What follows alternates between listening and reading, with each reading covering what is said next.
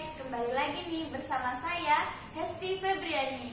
Pada kesempatan kali ini kita kedatangan tamu menarik loh, wanita yang sangat hebat, menginspirasi dan sangat tangguh tentunya. Nah, perlu kalian ketahui bahwasanya sosok wanita ini tuh sangat padat nih jadwalnya, karena sudah lama kami ingin bertemu. Nah, baru kali ini nih, hari ini kita diberi kesempatan dapat berjumpa dengan beliau. Pastinya teman-teman udah sangat penasaran kan, siapa sih sosok yang menginspirasi tersebut? Ayo langsung saja. Beliau adalah Bunda Fiang. Bun, apa kabar? Alhamdulillah. Hesti, apa kabar? Alhamdulillah. Semangat banget ya. Luar biasa. Iya. Perkenalkan nih Bun, nama Hesti Febriani, salah satu siswi dari SMA Negeri 17 Tebo. Nah, kali ini Hesti ingin sedikit berbincang-bincang dengan Bunda. Yang Hesti tahu adalah Bunda itu sosok yang sangat menginspirasi. Nah, di sini Hesti ingin sedikit bertanya-tanya tentang keseharian Bunda ataupun tentang kehidupan Bunda. Nah,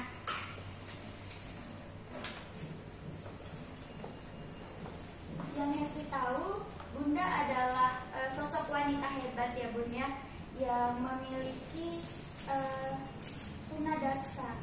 Nah, yang Hesti ketahui pasti itu tidak mudah untuk Bunda. Pasti Bunda menjadi seperti ini, menjadi wanita yang sangat hebat, pasti ada sosok kedua orang tua yang sangat mendukung sosok anaknya. Bagaimana sih latar belakang keluarga Bunda kalau boleh tahu? Dapat cerita dari mana, Hesti? Iya, ini luar biasa banget teman-teman ya. Hesti nggak segitunya. Ya, saya hanya perempuan biasa. Iya, Masya Allah ya Hesti, makasih ya. Saya itu, teman-teman, saya lumpuh dari usia 2,5 tahun. Jadi dulu lahir biasa, kemudian kebetulan orang tua saya kedua-duanya itu tugas di sini di Rimbo Bujang dari UGM. Waktu itu adalah penelitian lahan kering, jadi pertanian ya, ditugaskan penelitian di sini. Saya lahir di sini di Rimbo Bujang, gitu ya, jadi orang Rimbo, PAD, putra asli daerah Rimbo. Kemudian setelah itu tumbuh biasa seperti anak-anak pada umumnya, kemudian panas tinggi dibawa ke puskesmas. Sampai di sana ada bidan yang mungkin waktu itu ilmunya mungkin belum seperti sekarang ya. Tiba-tiba panas tinggi itu disuntik, kemudian saya tiba-tiba lumpuh gitu. Jadi setelah itu nggak bisa jalan, nggak bisa kemana-mana, dan tidak punya masa kecil. Sudah SD. Setelah melalui masa-masa itu ya, orang tua harus pindah-pindah tugas, harus waktu itu ke Pontianak dan seterusnya. Saya akhirnya terapi di Solo, saya orang Solo, Sragen. Terus bisa jalan lagi, mulai jalan lagi gitu, latihan jalan kayak anak bayi latihan jalan. Umur 5 tahun saya jalan lagi gitu. Kalau ditanya seperti apa orang tua, Masya Allah ya, saya orang yang paling merasa beruntung sekali punya kedua orang tua saya. Itu kado spesial paling luar biasa yang Allah kasih ke saya. Saya diberi kedua orang tua yang supportnya luar biasa, yang selalu mengatakan kalau biasa pada umumnya ya teman-teman yang punya bukan masalah sih, keistimewaan secara fisik, disabilitas. Kalau saya tunadaksa, saya lumpuh dulu kakinya yang kanan, sekarang jadi kecil, jadi jalannya memang tidak sekuat orang-orang normal. Itu akan ada perasaan minder, perasaan insecure, dan satu lagi saya dapat bulian dari kecil sampai dewasa. Berarti karena sepanjang hidup. Hampir sepanjang hidup. Tapi karena orang tua yang luar biasa, mereka selalu support. Seperti papi saya suka bilang, Mbak, tahu kan misalnya udah kasih contoh Gus Dur gitu. Gus Dur dengan penglihatan yang nggak seperti yang lain, udah jadi presiden loh. Ada lagi kasih contoh siapa yang fisiknya mungkin nggak lincah yang lain, tapi pikirannya lebih gitu ya. Artinya nggak apa-apa fisikmu, gerakannya terbatas, bisa jadi pemikiranmu lebih cepat daripada orang-orang yang fisiknya tidak terbatas, misalnya begitu. Jadi support itu selalu yang dibangun dari keluarga, dan di support untuk selalu ikut perlombaan apapun, ikut kegiatan apapun, dan saya suka itu. Begitu Esti. Masya Allah banget ya Bun, melihat keluarga Bunda yang sangat mensupport Bunda dengan keadaan Bunda yang sekarang, tidak menjadi penghalang Bunda untuk Iya. meraih cita-cita yang Bunda inginkan. Masya Allah, sama sekali. Jadi saya tidak pernah merasa saya itu kurang. Bahkan saya merasa kekurangan itu adalah kelebihan saya. Alhamdulillah ya Allah, saya seperti ini gitu. Tapi terkadang tuh Bun ya, banyak tuh orang-orang yang misalkan mereka biasa-biasa aja nih, maksudnya nggak kenapa-kenapa nih ya. Nah, tapi mereka kayak, ya Allah, kok saya kayak gini gitu, banyak banget insecure-nya. Itu tuh gimana sih Bun? Kalau Bunda aja loh bisa gitu. Iya. Sebenarnya banyak hal ya yang mempengaruhi seseorang itu menjadi tidak percaya diri, menjadi merasa dirinya lemah, merasa dirinya rendah. Kalau dari banyak penelitian yang kita sering dengar, ada inner child, ada masa kecil yang traumatik masa kecil, kemudian ada pola asuh yang tidak pas. Bahkan kalau Hesti baca-baca tuh ya, teman-teman baca, bahkan bayi di dalam kandungan pun memorinya sudah bekerja untuk merekam peristiwa gitu. Jadi mungkin saat ibunya hamil, ibunya nggak dapat perlakuan yang membahagiakan dari lingkungannya. Akhirnya dia tumbuh menjadi anak yang takut, pemalu dan segala macam gitu. Ada yang dia itu kalau yang Bunda belajar ya, Bunda promotor Stephen, kebetulan alhamdulillah lisensi promotor Stephen yang melihat kecerdasan genetik dari otak kita, itu dari sidik jari, itu ada hal-hal yang dia itu fitrah genetiknya A, tapi perlakuannya B, nggak cocok gitu. Jadi ibaratnya gini yang gampang analoginya, ada sebuah hutan nih ya, di hutan itu ada perlombaan lari ya. Hai semua makhluk di hutan, hewan-hewan ikut ya perlombaan lari. Siapa yang akan mendaftar? Tentu semua harus daftar. Ada gajah ikut, ada ikan ikut, ada burung ikut gitu, ada apa lagi ya, harimau ikut dan segala macam ikut ya. Kira-kira nih di antara hewan-hewan yang ikut itu siapa yang akan jadi juara? Kalau lombanya lomba lari, ya mungkin si harimau juara daripada si ikan. Ikan disuruh lari, ikan tuh ya berenang gitu. Burung kok lari sih, burung itu terbang. Jadi ada kalanya kenapa kok kita jadi insecure, perlakuan atau lingkungan yang kita dapatkan itu nggak pas sama otak kita gitu. Jadi kalau nggak pas, harusnya kita itu potensinya A, kita dipaksa gitu untuk melakukan hal yang B yang nggak cocok sama fitrah kita. Akhirnya kita jadi merasa tertekan, kita insecure. Kok gini ya? Kok misalnya ya, kalau di sini itu ada belahan otak kanan atas tuh, intuiting namanya. Itu anaknya yang suka berkhayal, imajinasinya tinggi, ketemu sama orang tua yang nggak ngerti. Kamu ngapain sih hayalannya tinggi-tinggi banget sih? Udah, itu tuh untuk orang-orang yang kaya, itu untuk ini gitu. Kamu tuh nggak pantas. Itu langsung patah. Salah ucapan, salah perlakuan, patah. Akhirnya dia ketika punya ide, paling patah gitu. Malah paling nggak gitu. Akhirnya jadi insecure. Jadi faktornya banyak. Nah, kalau Bunda sendiri alhamdulillah beruntung ya, setelah tahu Stephen ternyata tes semua di keluarga, ayahnya Bunda, papi itu sama masih kecerdasannya. Jadi dia didik anaknya seperti dia melakukan dirinya gitu, yang maunya serba bisa, semua dipelajari kemana-mana gitu ya, nggak bisa diem gitu. Jadi pas alhamdulillah kan gak semua anak ya seberuntung itu, tapi itu salah satu hal yang paling utama adalah itu adalah karunia dari Allah, itu yang paling utama tuh. Jadi kalau ada yang anak-anaknya nggak pede dengan dirinya, ya ayo belajar lagi, temukan diri kita sendiri lalu kita bertumbuh. Nah, dengerin tuh teman-teman, apa kata Bunda Vira. Nah, Bun, kalau misalkan ya, Hesti tadi kan baru datang nih. Nah, lihat di plang depan itu, namanya tuh Marta Dewi Samudrawati SHMH. Nah, itu SHMKN ya. Kok kalau ketemu tuh manggilnya Bunda Vira, kok nggak ada Vira-viranya gitu, nggak ada sambal-sambalnya. Iya, bisa dong Bun ceritain nama Bunda Vira tuh terinspirasi dari mana sih sebenarnya? Oh iya. Jadi ceritanya ini unik juga nih. Ini alhamdulillah ini juga karunia Allah ya, karunia Allah buat saya. Juga saya merasa beruntung lagi punya orang tua yang luar luar biasa demokratis. Saya terlahir sebagai Nasrani, Kristen Protestan, dua orang tua saya. Jadi papi saya itu adalah tua gereja. Kalau kita di Islam tuh kayak kiai gitu. Seperti itu. Dulu cita-cita kecilnya mau jadi pendeta, gitu kan. Gitu karena memang suka. Ternyata memang otak tengah orang istri itu suka spiritual, suka berperan, melayani, identitas. Gitu.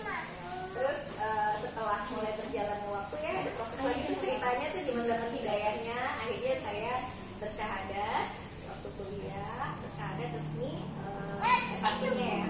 Terus masuk Islam dan ada nama Islamnya.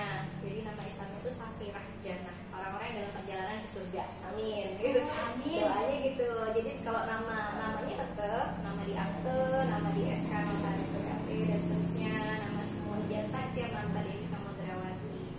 Kita ada maknanya loh, tau nggak? Iya, kemarin pas di grup keluarga tuh ya, papi itu ngurain sama adek yang nomor 2 punya ini. Terus, kalau Ali artinya apa nih? Terus saya buat gitu kan, Marta Dewi Samodrawati. Marta itu pelayan Tuhan, itu nama baptis kalau dalam Kristen. Dewi Samodrawati itu Dewi itu dulu katanya putri yang cantik gitu. Samodrawati karena papi sering pindah-pindah tugas melewati samudra. Jadi saya terjemahkannya seorang pelayan wanita yang cantik, yang punya hati seluas samudra. Masya Allah banget ya. Masya Allah banget ya. Mata ate kandok kata orang Jawa itu. Jadi kayak yang ya boleh juga kata papi. Mantap juga nih namanya. Iya begitu. Kita beralih ke pendidikan Bunda ya. Nah, Bunda kan kalau saya lihat kayaknya Bunda ngambil S2 hukum kan sampai akhir. Iya.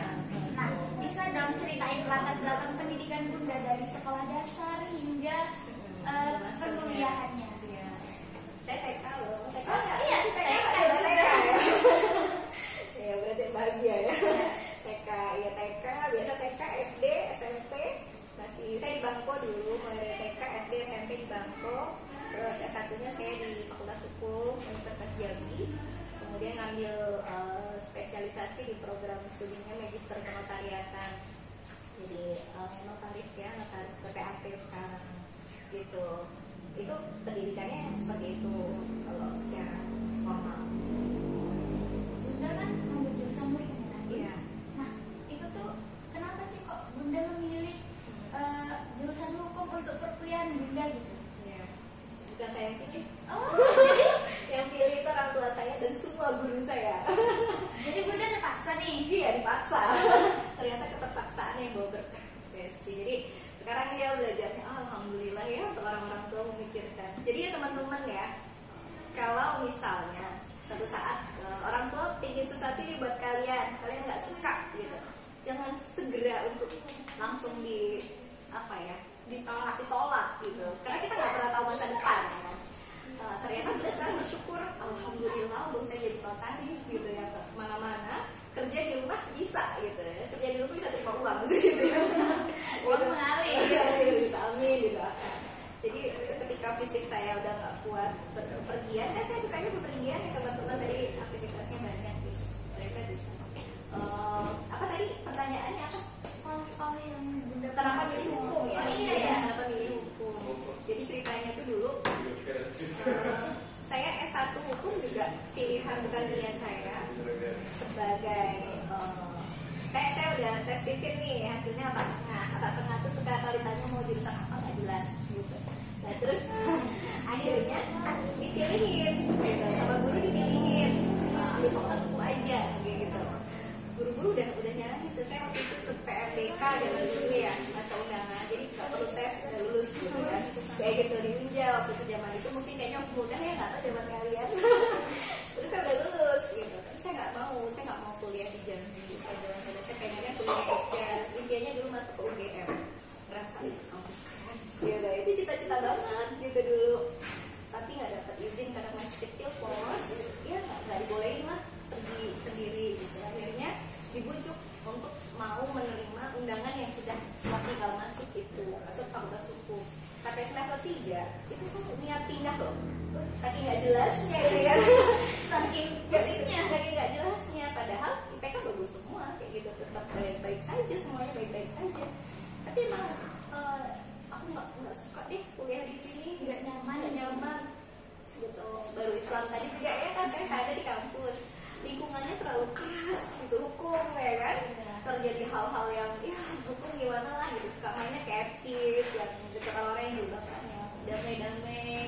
ngomongnya santun-santun. Kalau di hukum tuh kita kan ngomong tuh bisa ngegas gitu. Iya kan, harus debat, harus ini, saya nggak nyaman gitu. Tapi ternyata itu yang membentuk karakter. Jadi satu saat ketika kita dewasa, kita akan mengerti bahwa kalau kamu nggak mau diperlakukan seperti itu, jangan lakukan itu pada orang lain. Misalnya begitu. Kalau kamu ingin orang lain bersikap baik kepadamu, ya duluan. Gitu. Jadi itu juga salah satu pelajaran. Karena ambil fakultas hukum ya tadi karena disuruh setelah selesai S1 pun itu disuruh lulus, belum mau lulus, lama lulusnya, nggak mau lulus. Ada ya orang kuliah nggak mau lulus. Ada ini. Jadi jangan contoh. Padahal prestasi akademis sudah baik-baik saja, di SMA juga alhamdulillah baik-baik saja. Gitu. Setelah itu disuruh masuk ke magister kenotariatan tadi karena udah mau buka tes, jadi harus segera lulus dan akhirnya mau nggak mau saya ujian lulus gitu. Terus ambil kenotariatan di UGM di kampus IKIAN, lulus alhamdulillah gitu. Tapi ada hal yang menarik sih Hestia dari peristiwa kelulusan itu ya. Saya tipe orang ya teman-teman, kalau saya nggak yakin sama sesuatu, saya nggak lakukan. Kalau saya mau ikut tes apapun, saya harus yakin dulu, saya pasti lulus, baru saya ikut tes. Itu tipe saya. Jadi waktu saya ngambil tes di UGM itu, kan dari 600 yang diambil hanya 300-an gitu ya, di seluruh Indonesia. Itu saya udah feeling kalau saya lulus. Jadi percaya diri itu udah, padahal saya nggak suka jurusan. Sampai waktu itu ke shopping center ya, teman-teman kalau pernah ke Jogja, belanja buku-buku, tumpuk buku-buku di kamar, saya ngurung diri di kamar di Jogja, telepon mami, nih aku nggak suka perdata, tapi ini untuk lulus 3 hari ini aku belajar. Terus mami semangat dong, ya mbak belajar ya, biar lulus, ya pokoknya aku belajar, gitu. Ya belajar seadanya, baca seadanya, tapi satu hal, wong pinter itu kalah sama wong jujur. Ya nggak teman-teman? Maksudnya tuh apa tuh? Orang pinter itu sering kalah sama orang yang beruntung. Oh iya. Saya nggak pinter, tapi saya ngerasa saya selalu beruntung. Jadi alhamdulillah lulus, gitu. Akhirnya lulus sambil ikut notariatan dan akhirnya singkat cerita dilatih di SK notaris, dilatih di SK PPAT gitu ya sampai hari ini. Dan hari ini merasa bersyukur, alhamdulillah ya Allah jurusan saya pas. Gitu. Kalau misalkan ya Bunda kan di pendidikan, pernah nggak sih Bunda ngikutin berbagai organisasi yang menarik perhatian Bunda? Wah ini bagus ya untuk diikutin gitu. Pernah nggak?